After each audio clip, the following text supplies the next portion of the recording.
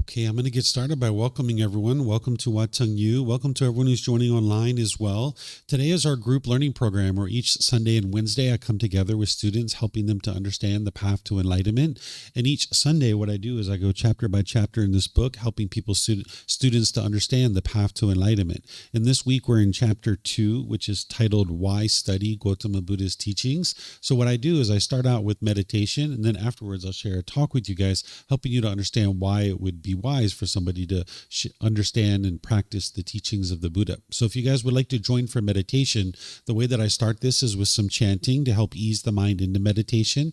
This is just to help you to get more benefits out of the meditation itself. It's not a rite, ritual, ceremony, worship, or prayer, anything like that. And you can actually chant along if you like. There's chanting sheets over there on the cabinet. You're welcome to help yourself. And for those of you guys online, if you don't have these chants already, you can go to our website of buddhadailywisdom.com, click on free books, and then you'll see the chanting sheets down towards the middle of the page. So I'm going to do the chanting to ease into meditation. Then I'm going to come in with some guidance to be able to help you during the meditation. There'll be a period of time where it's just quiet and we're all meditating together. Then we'll come out of the meditation with some more chanting. And that's where I'll start today's class, helping you to understand why study Gotama Buddha's teachings. So feel free to take any position that you like, either sitting on the floor, in a chair. Maybe if you're at home, you're on a bench or a sofa or a wheelchair. You can sit however you like.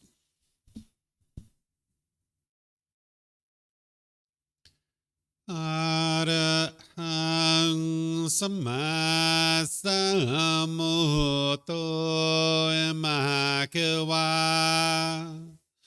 Putang Mahakavanhang Apivateyami Savakato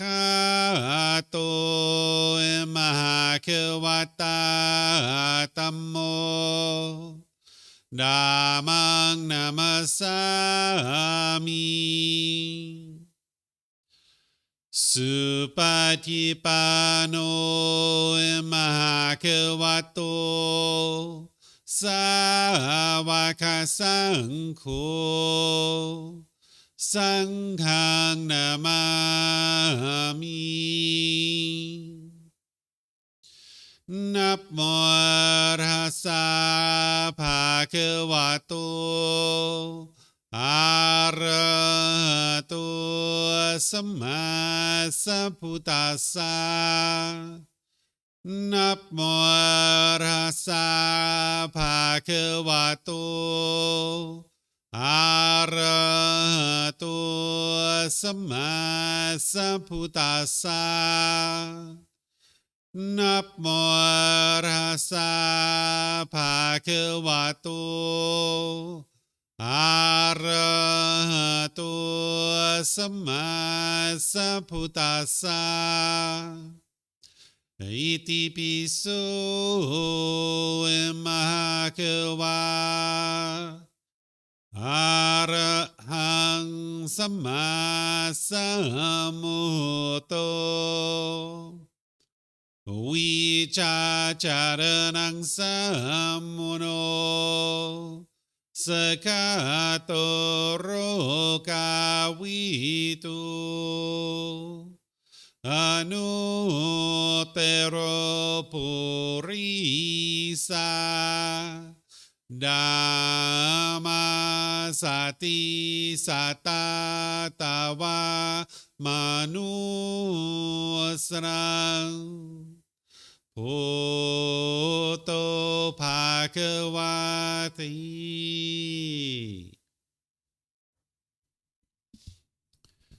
Okay, with the lower body and hands and arms comfortable, in the upper body erect, just close the eyes and start breathing in through the nose and out through the nose. Here you're just looking to establish the breath. Nice, natural, steady, consistent breath. Not forced or controlled, just a gradual inhale through the nose, experiencing the full breath. And then whenever you're ready, exhale out through the nose. Breathing in and out. Breathing in and out. Your breath may not match up with the guidance that I'm providing, and that's okay. This is your practice. I'm just here for guidance. You can use this voice as a reminder that whenever you get to the next inhale, breathing gradually through the nose, developing a nice, natural, steady, consistent breath.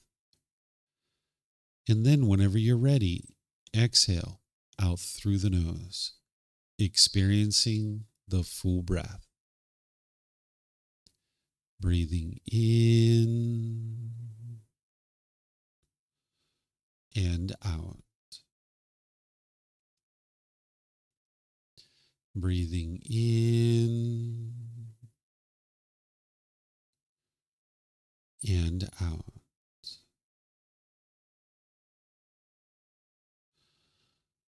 With the breath well established, start fixating the mind on the breath, either the sound of the breath coming into the nose or the sensation of air moving over the skin into the nose. The breath is the present moment. Fixate the mind on the breath, the present moment. Breathing in and out.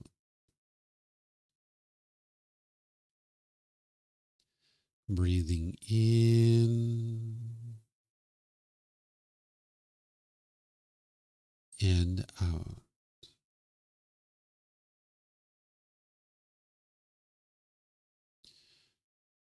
With the mind fixated on the breath, whenever you notice that it moves off the breath, cut that off, let it go, and come back to the breath, the present moment. No need to observe the thought, label it, judge it, analyze it, or even try to figure out where it's coming from. Whenever you notice that the mind is moved off the breath, cut that off, let it go, and come back to the breath, the present moment.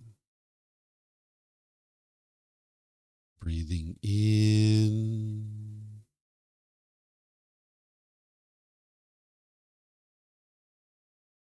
and out.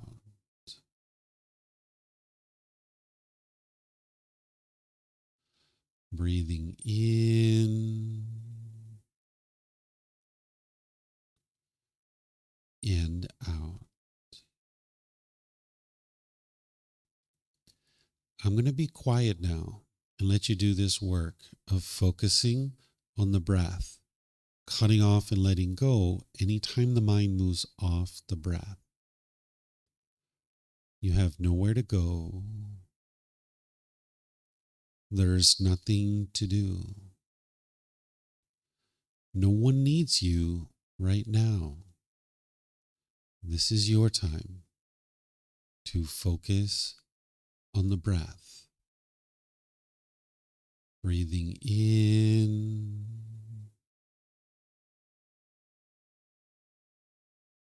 and out.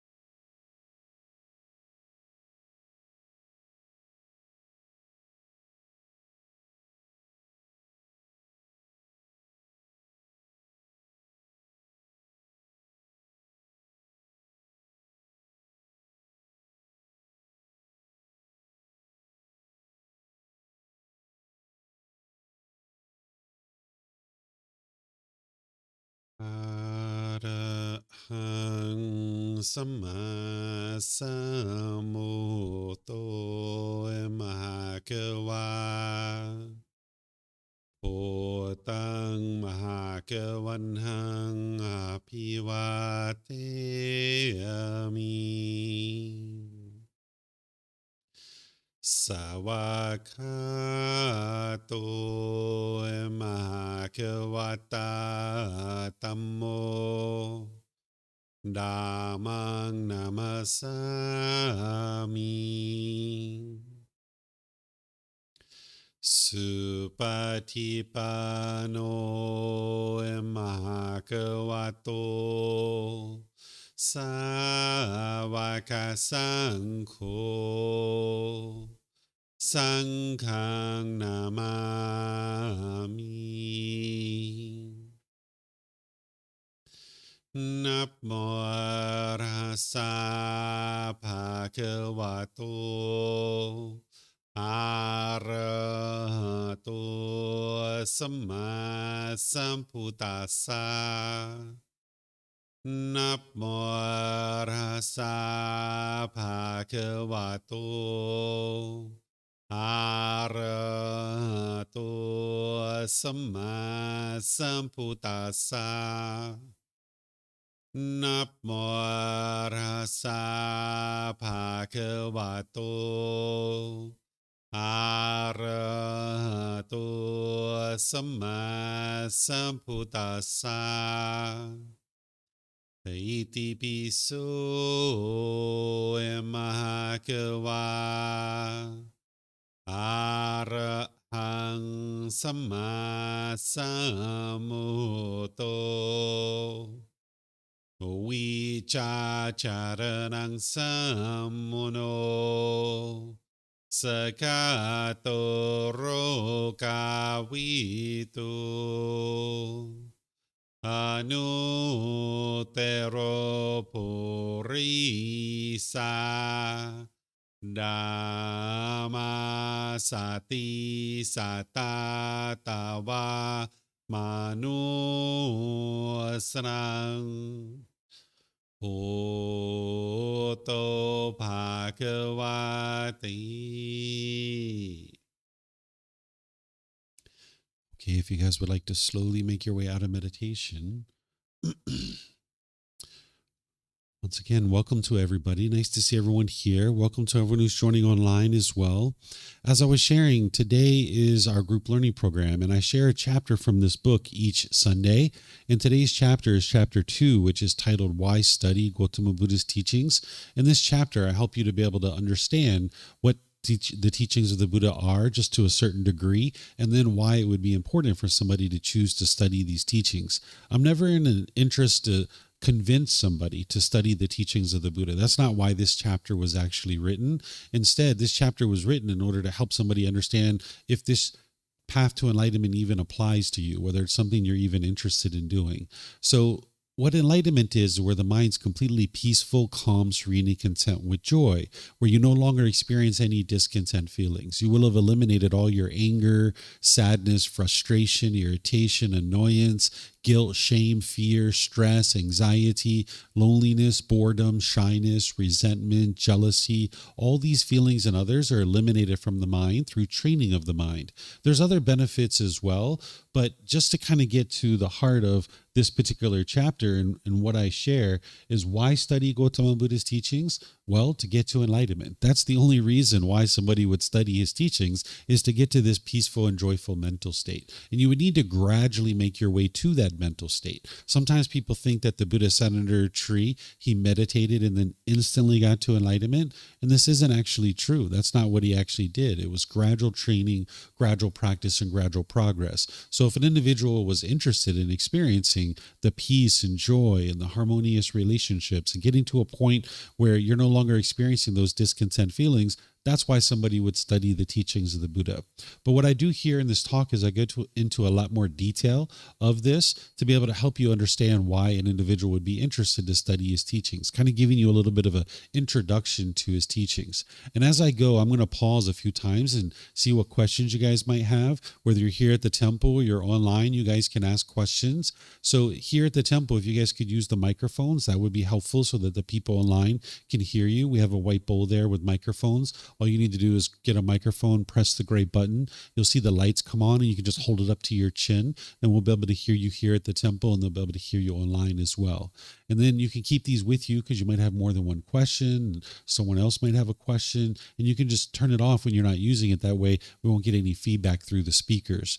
And then for anybody who's online, you can put your questions into Facebook, YouTube, or Zoom in the comment section, or you can raise your hand electronically in Zoom, unmute your microphone, and ask any and all questions that you like that way. So first, to understand why you might study the teachings of Gotama Buddha, first, let's just talk about what a Buddha is so that you'll understand what a Buddha is. A Buddha is someone who's actually attained enlightenment by themselves without the help of any teachers or any guides. Then they dedicate the rest of their life to sharing their independently discovered teachings with countless people, and countless people will get to enlightenment during that person's lifetime. Then they will preserve their teachings in such a way that countless more people will get to enlightenment after their death. So this is the three primary criteria of what make a Buddha a Buddha. And this type of individual is extremely rare in the world. Sometimes people tell you that everybody is a Buddha, but the Buddha never actually said this. This is what people are saying today. And the Buddha never taught that. The Buddha taught how rare it is for this type of individual to be in the world. So an individual who gets to enlightenment by themselves, that's very rare, that everyone else is going to need teachers and guides to be able to help them to be able to get to enlightenment. Where a teacher is kind of like a tour guide pointing out for you the things that you need to learn and understand to be able to get to enlightenment, but it's each individual student who's choosing to do the work to be able to get to enlightenment. So you're not a devotee or a follower or anything like that. You're an independent practitioner looking to be able to cultivate wisdom to be able to understand this path and train your mind to actually get to this enlightened mental state. So these are the three primary criteria of what makes a Buddha a Buddha. And you can see that this would be very rare for an individual to be able to do this.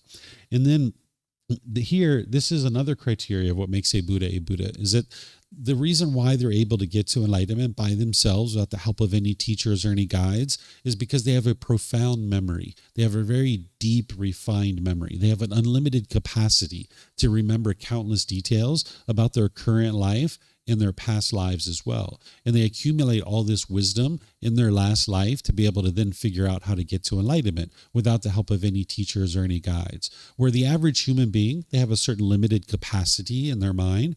This is why if you think back to your childhood, you just have spotty memories. Where in the last 5 or 10 years, you probably remember most of the details of the things that you've been up to, but your childhood, you just have spotty memories because it's like a hard drive on a computer.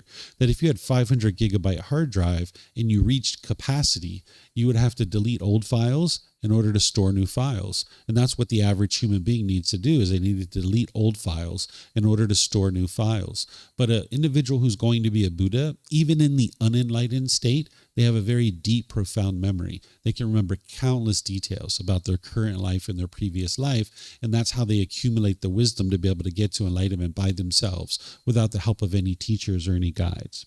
They also can quickly determine the condition of someone's mind by spending time with that person, because what the Buddha did is he figured out that there's these individual pollutions that are in the mind, and those individual pollutions are observable to the Buddha in his own mind, and that's how he was able to actually uproot them and eliminate them through the tools and techniques that he figured out.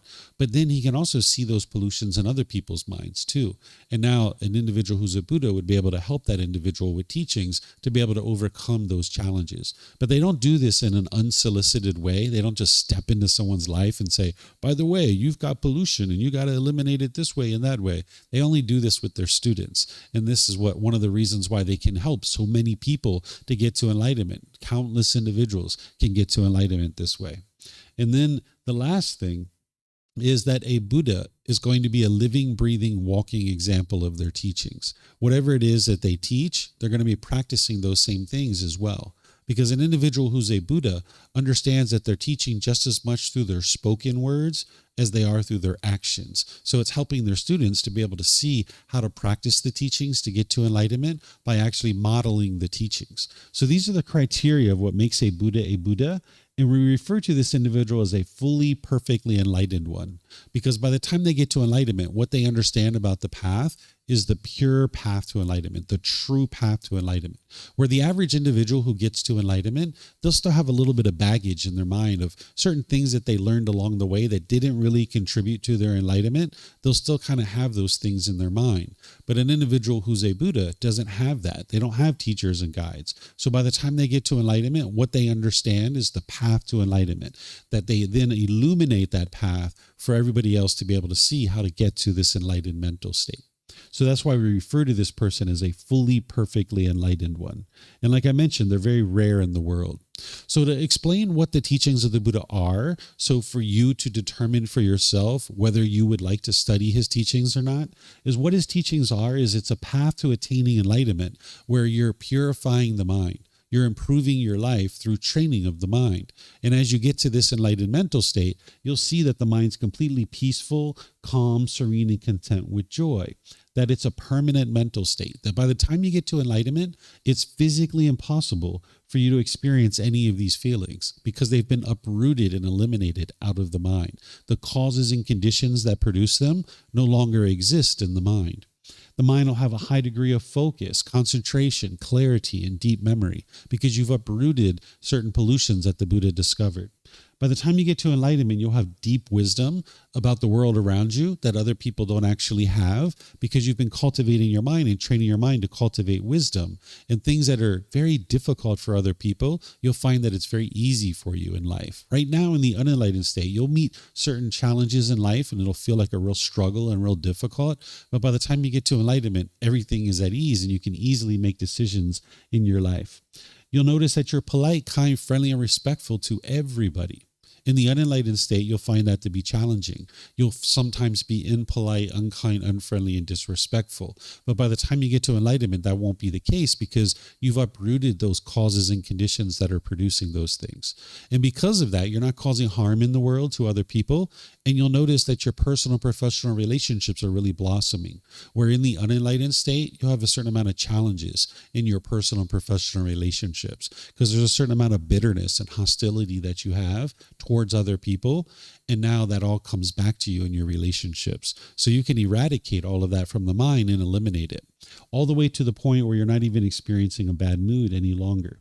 This is occurring through elimination of what's called craving, anger, and ignorance. These are called the 3 poisons or the 3 unwholesome roots or the 3 fires. This is a high-level way to talk about the pollutions that the Buddha discovered in the mind.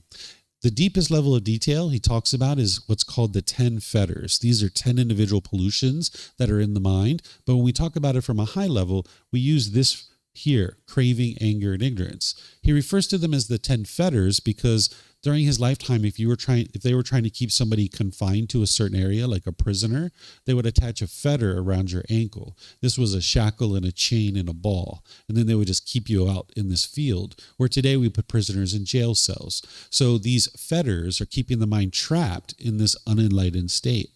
But just like a prisoner is released from the shackle, once the fetter is released off of their leg, they're free. The same thing is true about your mind, that when you eliminate these fetters, your mind is now free. Because when you're angry and having stress and anxiety and all these other feelings, your mind's actually not free in that situation.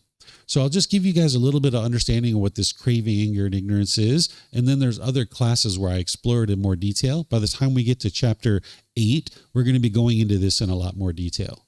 What craving, anger, and ignorance is craving is where your mind is longing, yearning, and chasing after the objects of your affection, thinking that the next new shiny object waiting around the corner is going to provide some lasting satisfaction. It's like the mind has this unquenchable thirst. And if the mind gets what it wants, It gets happy or excited. It gets pleasant feelings. But if it doesn't get what it wants, it gets painful feelings like anger, sadness, frustration, and others. And when that anger is coming up, the mind firmly believes that it's somebody else that's causing those feelings to occur. So when that anger is coming up, it feels very uncomfortable for the mind.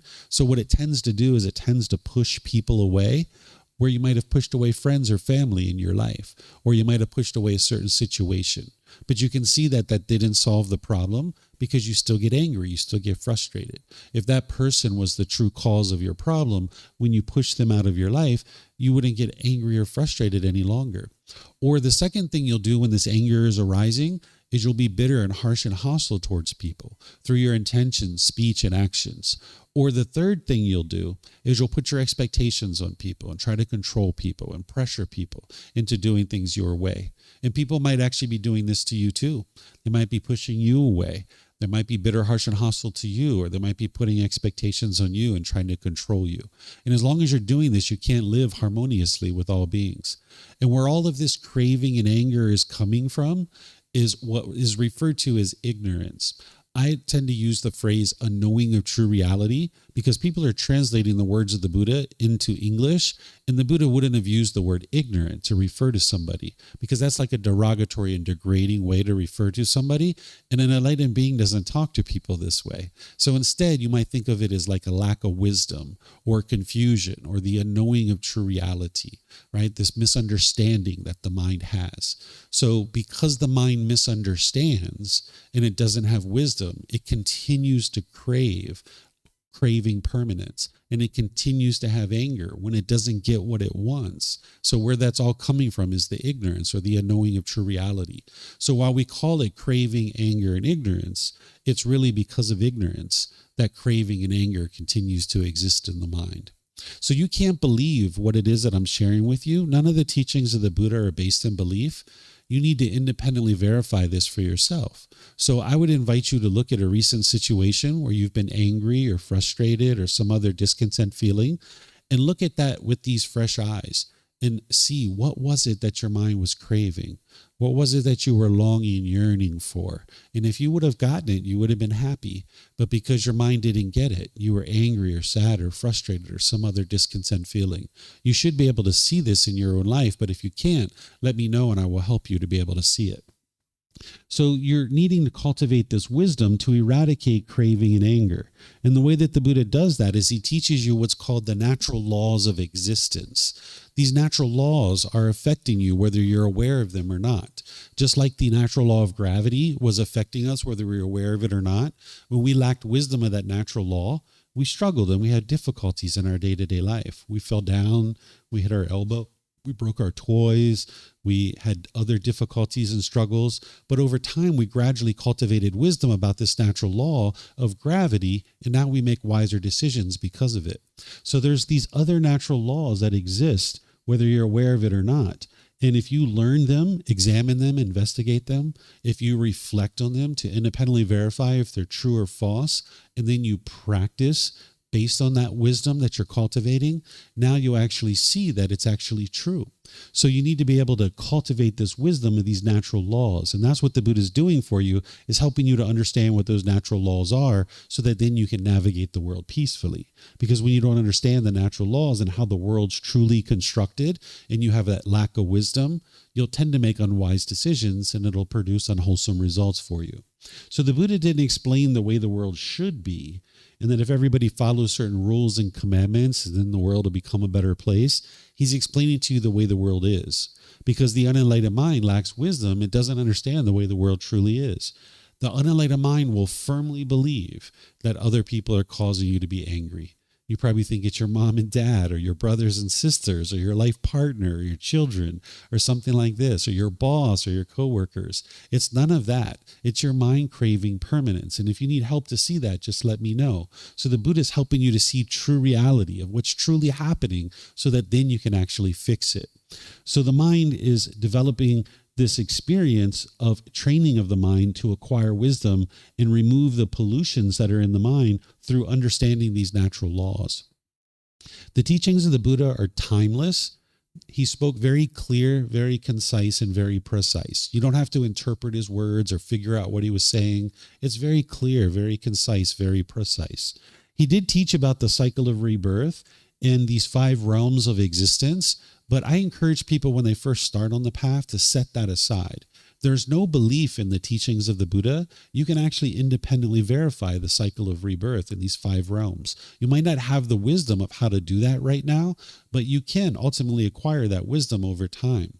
That oftentimes people are just believing that they only have one life, but you don't actually have any evidence that you only have one life, other than the fact that maybe right now you can't remember your previous lives. But as you're training your mind through these teachings that the Buddha shares and you're uprooting the pollutions out of the mind, there's the potential that you might start having memories of your previous lives. And if you start having those memories and you didn't understand that that's what that was, it could really shake you up. So let's just say you started having vivid memories of being murdered, right? And you know that that didn't happen in this life because you're still alive, right? But if you start having these reoccurring memories over and over and over and over again that you were being murdered, it could really shake you up if you don't understand that was your past life memory, so you can just put it to the side. Another reason why the Buddha taught this is these beings in the hell realm, the afflicted spirit realm, in the heavenly realm, these are formless realms. They don't have physical form, but they're in the same time and space as us. Sometimes people think that the hell beings are deep down in the core of the earth, or heavenly beings are way up in the sky somewhere. This isn't actually true. Just like a human being is sitting in this chair now, and I could get up and leave, and then there could be an animal like a squirrel or a rabbit or a dog could come in here and sit. It's the same thing, that we're all in the same time and space. So some people can actually see these beings. The hell beings, these are ghosts. And then the heavenly beings, some people can actually see them.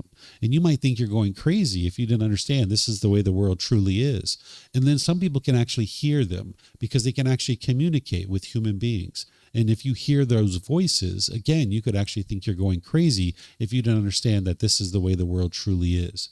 But nonetheless, I suggest people to set this aside. But he did share this for a reason, because it's the truth. And as you start having these different experiences, then you'll know that this is the way the world truly works. The Buddha did teach about God. Sometimes people think that the Buddha didn't teach about this being. He did teach about this being, but he didn't make this being the center of his teachings, because it's not this being who determines whether or not you get to enlightenment or not. He didn't teach you to fear this being. He didn't teach that this being controls you or punishes you and rewards you. He doesn't teach any of that stuff. He doesn't teach you to worship this being. Instead, he just helps you to understand this being. But he did teach about this being. But you'll hear sometimes people say that the Buddha denied the existence of God. Or you'll hear people say that he rejected God. Or you hear some people that says that when he was asked the question about God, that he said it wasn't an important question and he didn't answer it. This is all untrue. If you look at his teachings, you can actually see where he taught about this being. It's just that he didn't make him a central figure in his teachings, because it's not God that determines whether you get to enlightenment.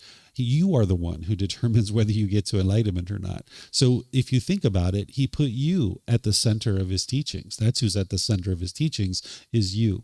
So he did teach about this being, and you can actually get to enlightenment with a relationship with this being or without a relationship with this being. It's really up to you. We're going to talk about that when we get to chapter 18 in our program here.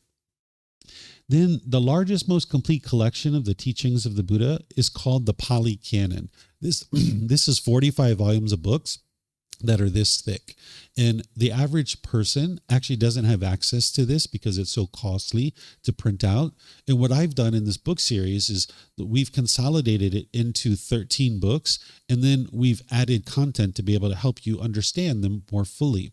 And then when I give it away for people for free, that you can actually download it from our website. You can take it and go print it if you like. You can get printed versions here by just reimbursing us for our printing cost, or you can order it on Amazon. That way you can get access to the teachings, because the vast majority of the world doesn't actually study with his original teachings. That can sound pretty odd, pretty strange to someone, right? To think that you could consider yourself to be practicing the Buddha's teachings, but yet you're not actually studying with his original words. That would be really odd, right? To hear that kind of thing. But that's the state of the world. You have over 500 million people who consider themselves Buddhist, and a very, very, very, very small percentage of those people actually study his original words.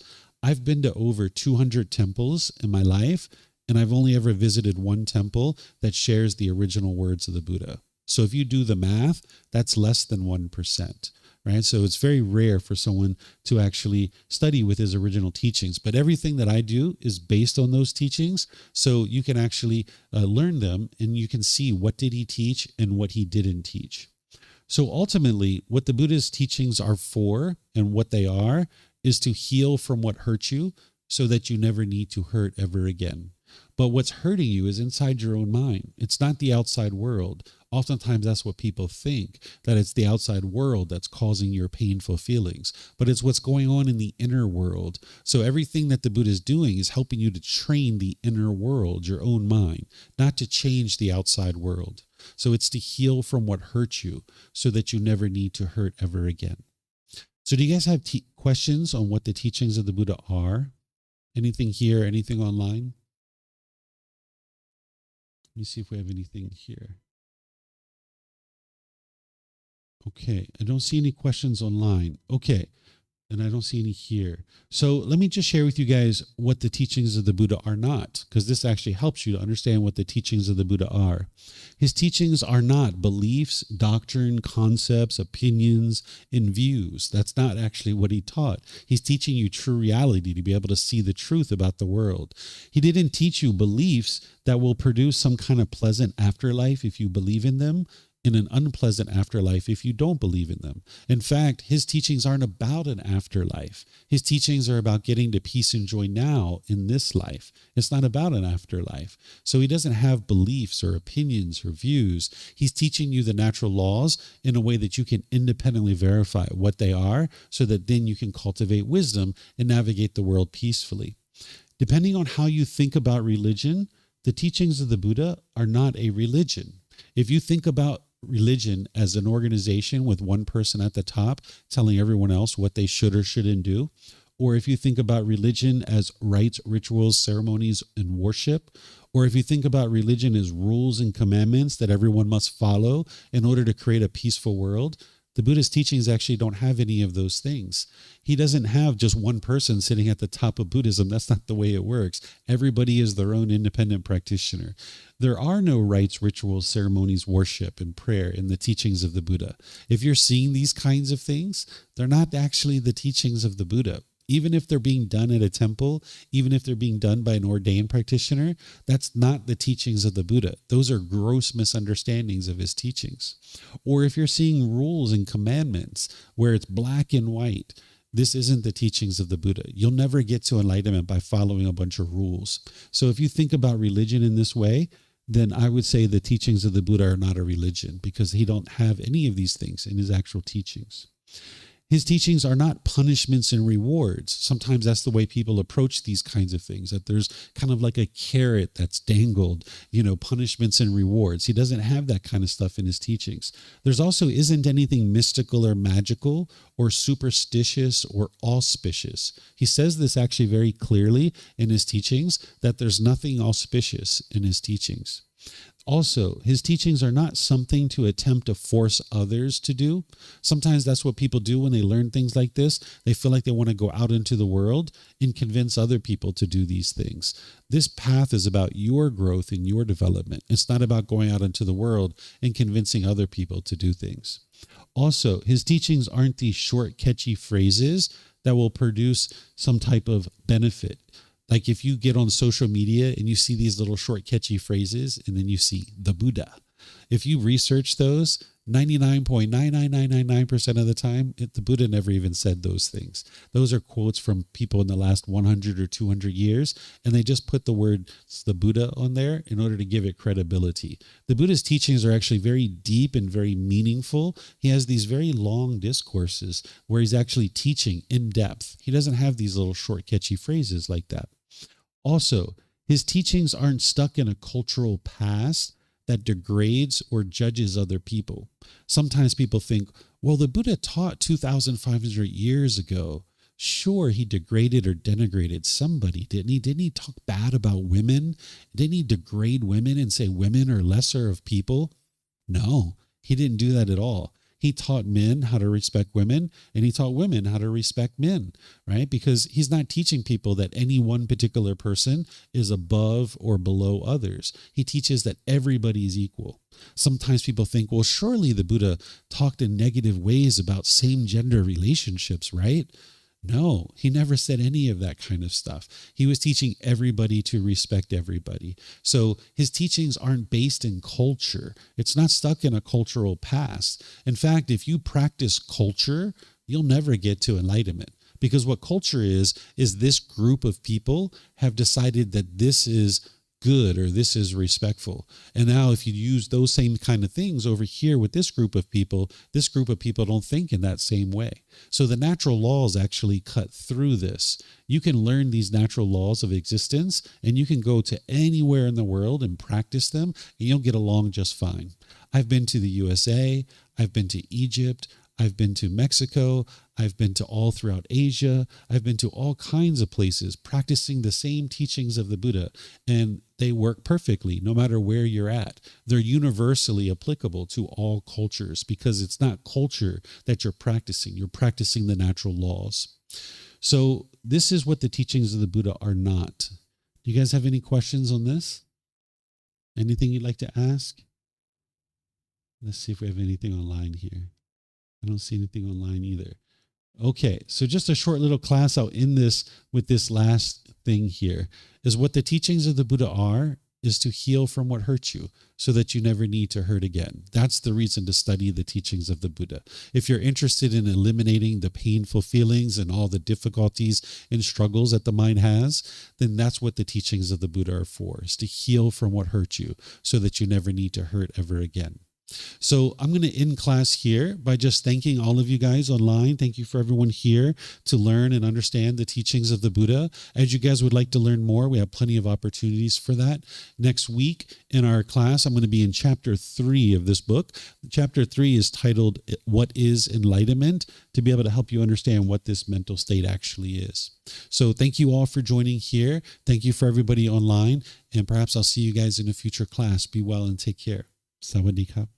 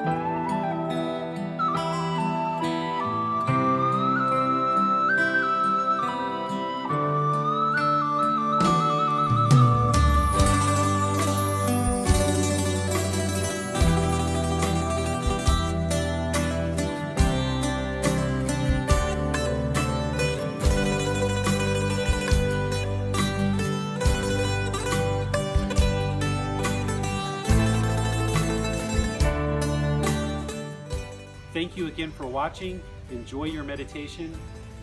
Look forward to seeing you online and answering any questions that you might have. Thank you so much.